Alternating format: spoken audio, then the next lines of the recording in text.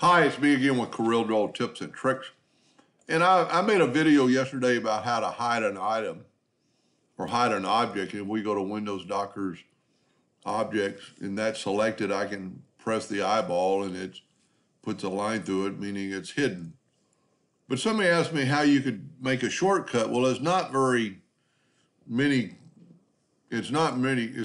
hard to do it. You just go to Object and hide it. But they asked for a shortcut, so I thought I would do a shortcut for that. So let's go to Windows Docker's, Tools, Options, Customization. And we don't know if there's a hide in there or not.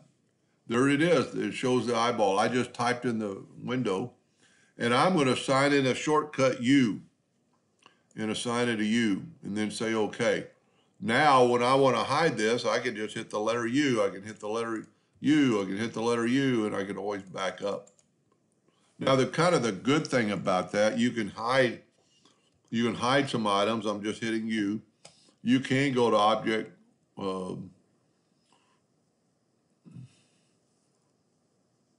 Hide's not lit up because I don't have anything selected. And you could show all, bring everything back.